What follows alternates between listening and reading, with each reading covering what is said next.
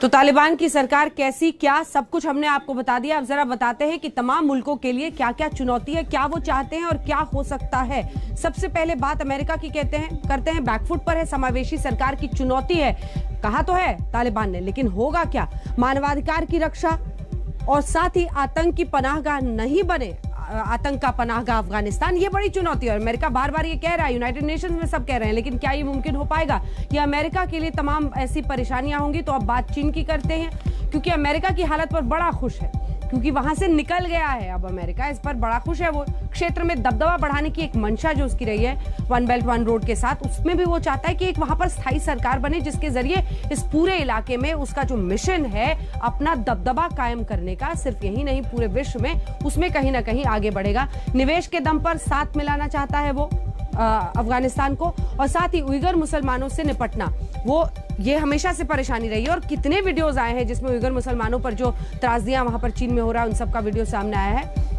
अब बात जरा पाकिस्तान की कर लेते हैं। पाकिस्तान आखिर क्या सोच रहा है? तालिबान की वापसी में उन्हें जीत दिखाई दे रही है, तालिबान की मदद में अहम रोल रहा है, और ये आरोप लगता रहा है कि हजार जिहादी पाकिस्तान से आए थे सीमा पार करके तालिबान के जरिए। तहरीके तालिबान भी वहां पाकिस्तान में है। तालिबानी सरकार से अच्छे रिश्ते चाहता है, भारतीय असर को सीमित करने के लिए। यही उसको सबसे ज्यादा खटक रहा था। अफगानिस्तान में जो इंफ्रास्ट्रक्चर से लेकर हर मोर्चे पर हमने इन्वेस्ट किया था। तहरीके तालिबान पर लगाम भी वो चाहता है कि इस तालिबान के जरिए करे जो अफगानिस्तान में इस वक्त काबिज दिखाई दे रहा है। अब बात भारत की करते हैं। समावेशी सरकार पर जोर, मानवाधिकारों की रक्षा हो, इस बात पर जोर होगा। तालिबान सरकार से बातचीत की जा रही है, जिसका आज ही आपने सुना होगा खबर। जो इंफ्रास्ट्रक्चर इन्वेस्टमेंट हमने किया है उसको लेकर भी भविष्य कहीं अधर में है कि उस पर क्या होगा। कश्मीर में पाकिस्तान की मदद ना करे तालिबान, ये बात सीधी होनी चाहिए। आतंक की पनाहगाह ना बने, आतंक का पनाहगाह अफगानिस्तान, ये भी हिंदुस्तान की तरफ से जोर होगा।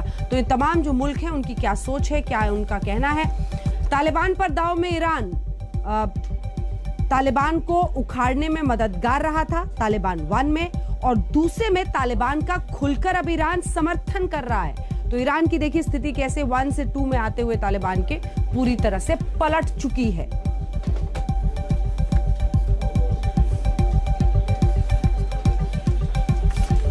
अब बात जरा रूस की करते हैं, और रूस के नजरिए से जरा दाव आपको बताते हैं। अमेरिका की हार में उसे अपना एक प्रतिशोध दिख रहा है। उसे लग रहा है कि ये मेरी सफलता है।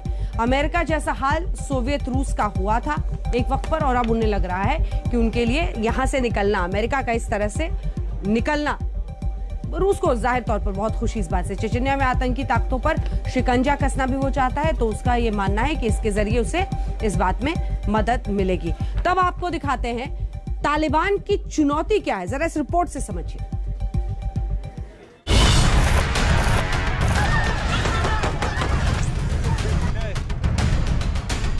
तालिबान के लिए अफगानिस्तान पर राज करना आसान नहीं होगा।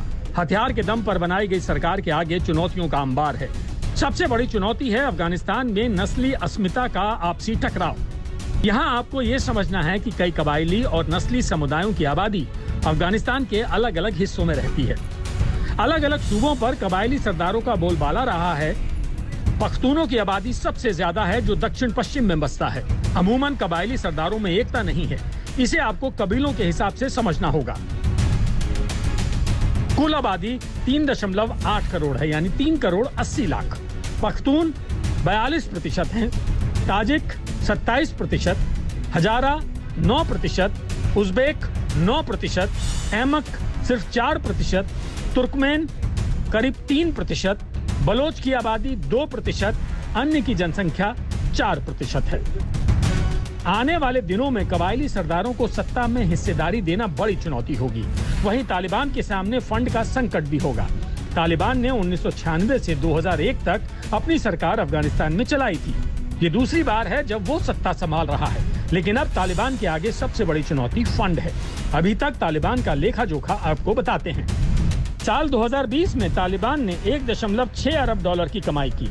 इसमें अवैध खनन से 46.4 करोड़ डॉलर, अवैध मादक पदार्थ बेचकर 41.6 करोड़ डॉलर कमाए, विदेशी मदद से 24 करोड़ डॉलर आए, रियल एस्टेट से 8 करोड़ डॉलर कमाए, वहीं उगाही से 16 करोड़ डॉलर और अवैध निर्यात से 24 करोड़ रुपए की आमदनी की।